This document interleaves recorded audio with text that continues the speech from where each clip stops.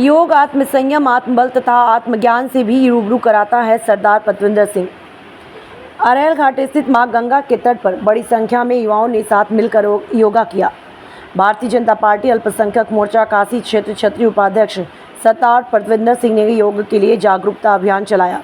यह अभियान कई वर्षों से चल रहा है।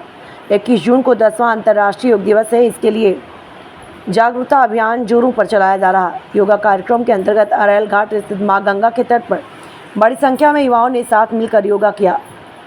क्षेत्रीय उपाध्यक्ष सरदार पतविंदर सिंह ने कहा कि योग शारीरिक, मानसिक और आध्यात्मिक विकास के साथ सद्भाव को बढ़ावा देता है। योग को अपने जीवन का अभिन्न अंग बनाने का आग्रह किया। योग से हमें असीम शक्ति प्राप्त होती है। हमें आत्मसंयम, आत्मबल, आत्मज्ञान से रूबरू कराता है। योग बहुत ही आसान व्यायाम है। मानसिक और शारीरिक विकास के लिए योग बहुत ज़रूरी है। किसान मोर्चा महानगर उपाध्यक्ष संजय श्रीवास्तव ने कहा, मनुष्य का प्राकृतिक की छत्र छाया में जीना सारे जीव जगत के लिए लाभकारी है, और मनुष्य तो यह समझता है कि धरती की हरियाली, प्रकृति के सभी घटक और जीव जंतु उसी के उपयोग के लिए हैं। इसलिए बेरहमी होने के साथ साथ वनों और जल स्रोतों का भरपूर दोहन कर रहा है, जो सरासर गलत है।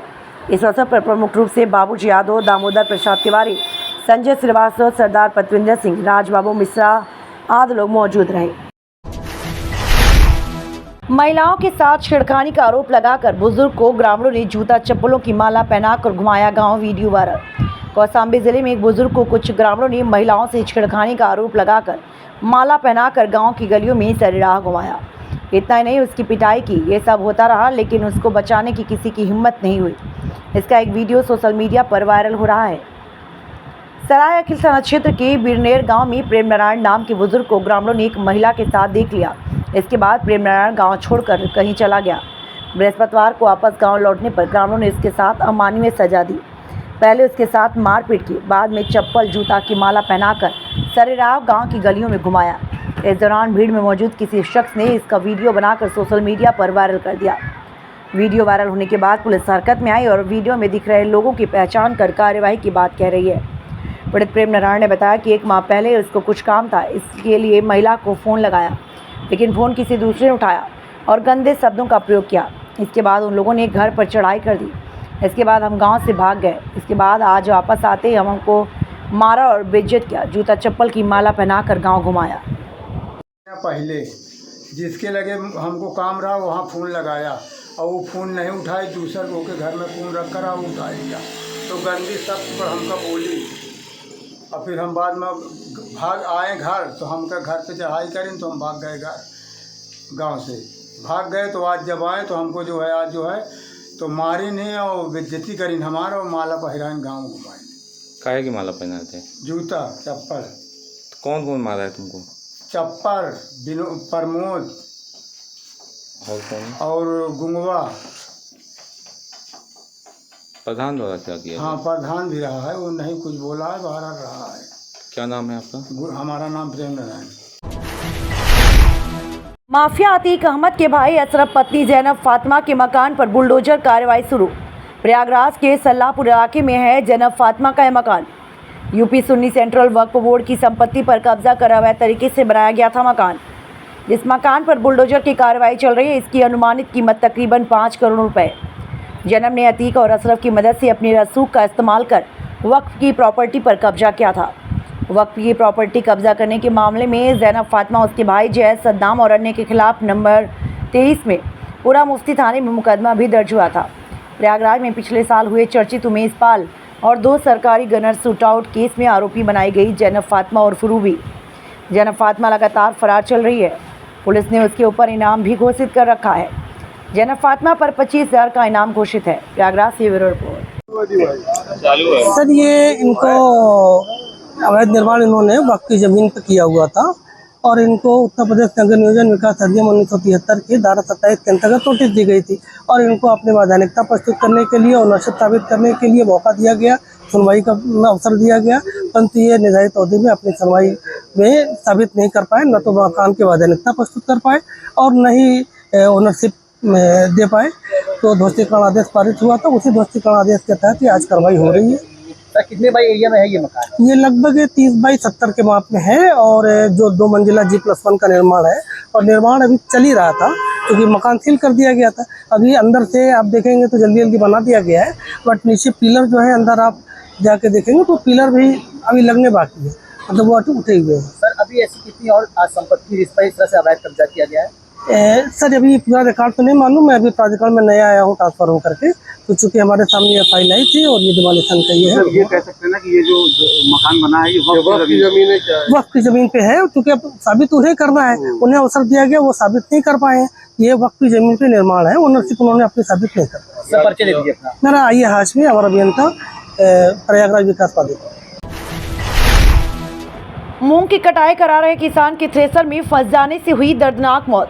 थ्रेसर में मूंग फंसने के दौरान मूंग निकालते समय हुआ दर्दनाक हादसा। किसान की दर्दनाक मौत होने की जानकारी से परिजनों का रो रो कर बुरा हाल। कटाई के दौरान किसान की थ्रेसर में फंस जाने से मौत होने की जानकारी पर पुलिस क्षेत्राधिकारी अजीत मल सहित भारी पुलिस फोर्स मौके पर पहुंचा। मौके पर पहुंची पुलिस ने विधिक कार्रवाई करते हुए शव को कब्जे में लेकर पोस्टमार्टम के लिए भेजा। और यह जनपद के अजीत मल कोतवाली क्षेत्र के साबाजपुर गाँव का मामला। अंतर्राष्ट्रीय योग दिवस, उप मुख्यमंत्री केशव प्रसाद मौर्य कार्यक्रम। आज अंतर्राष्ट्रीय योग दिवस के अवसर पर प्रयागराज स्थित भारत स्काउट गाइड के मैदान में भव्य योग कार्यक्रम का आयोजन हुआ, जिसमें मुख्य अतिथि के रूप में पहुंचे उत्तर प्रदेश के उप मुख्यमंत्री केशव प्रसाद मौर्य ने भी योग किया। इस अवसर पर उन्होंने योग दिवस पर मौजूद लोगों को बधाई दी और कहा कि योग के जरिए हम अपने शरीर को निरोग रख सकते हैं। देश के हर कोने में योग दिवस मनाया जा रहा है। देश के प्रधानमंत्री नरेंद्र मोदी आज श्रीनगर के डल झील के किनारे योग का कार्यक्रम में हिस्सा ले रहे हैं। यह दिवस आज पूरे विश्व का दिवस बन गया। उन्होंने कहा कि जो देश का सबसे पहला सुख वह निरोगी काया, इसमें योग का बहुत ही बड़ा योगदान है। इस अवसर पर उप मुख्यमंत्री केशव प्रसाद मौर्य ने योग के लिए बेहतर कार्य करने वालों को प्रशस्ति पत्र से सम्मानित किया।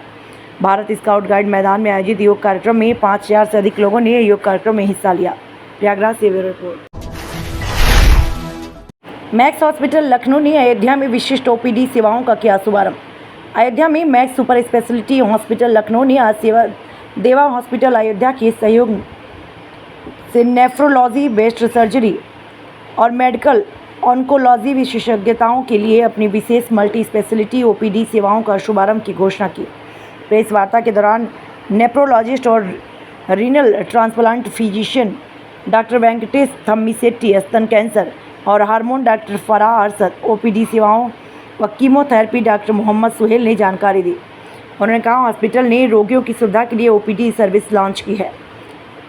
मैक्स हॉस्पिटल की यह पहल रोगियों को अब दूसरे शहर या राज्य की यात्रा किए बिना आसानी से और बेहतरीन स्वास्थ्य सुविधा उपलब्ध कराएगी। यह पहल अयोध्या और आसपास के इलाकों में रहने वाले लोगों के लिए स्वास्थ्य सेवाओं में सुधार लाने के लिए शुरू की गई। इसका मकसद इन लोगों को बेहतरीन इलाज मुहैया कराना है, जिसमें जल्द बीमारी का पता लगाना, बेहतरीन इलाज के विकल्प और मरीजों को पूरी देखभाल शामिल है। ये सेवाएं हर महीने के कुछ खास दिनों में उपलब्ध होंगी। इन खास दिनों पर नेफ्रोलॉजी, बेस्ड सर्जरी और मेडिकल ऑन्कोलॉजी जैसी विशेषज्ञता के डॉक्टर उपलब्ध होंगे। फिजिशियन डॉक्टर वेंकटेश थम्मीसेट्टी हर महीने के दूसरे शनिवार को सुबह 11 बजे से दोपहर 2 बजे तक परामर्श के लिए उपलब्ध होंगे। इसके अलावा ब्रेस्ट और एंडोक्राइन सर्जरी विशेषज्ञ डॉक्टर फराह अरशद और मेडिकल ऑन्कोलॉजी तथा हेमटो ऑन्कोलॉजी विशेषज्ञ डॉक्टर मोहम्मद सुहेल हर महीने के तीसरे गुरुवार को सुबह 11 बजे से दोपहर 2 बजे तक अपनी सेवा प्रदान करेंगे। अयोध्या से ब्यूरो रिपोर्ट।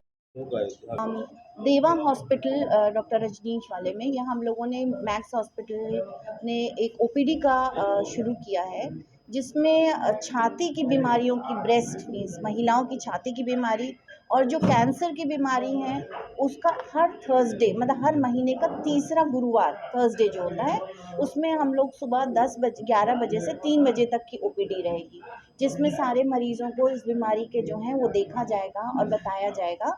और डॉक्टर वेंकटेश हैं, ये किडनी की बीमारी के स्पेशलिस्ट हैं, तो ये हर सेकंड सैटरडे, हर महीने के दूसरे शनिवार को देवा हॉस्पिटल में सेम टाइमिंग्स में उपलब्ध रहेंगे। अच्छा, जो यहाँ तो हम लोग ने ओपीडी की फैसिलिटी शुरू करी है।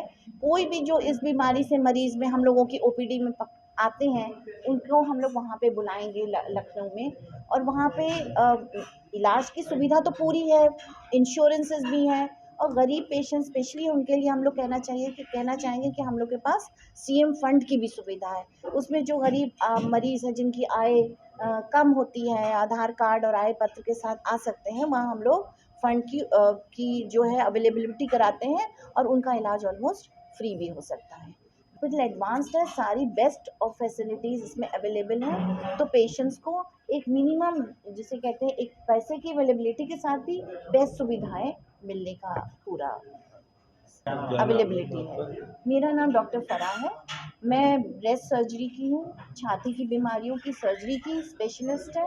छाती की जो भी महिलाओं में आजकल आपको पता ही है प्रॉब्लम हो रही है, बढ़ रही है, गांठ बिठान, बगल में गांठें, कैंसर, हर चीज़ का इलाज हम लोग मैक्स हॉस्पिटल में करते हैं। और फिर मैं कहना चाहूँगी कि हम लोग पूरी फैसिलिटी देते हैं और गरीब पेशेंट्स की मदद के लिए पूरा फंड भी अरेंज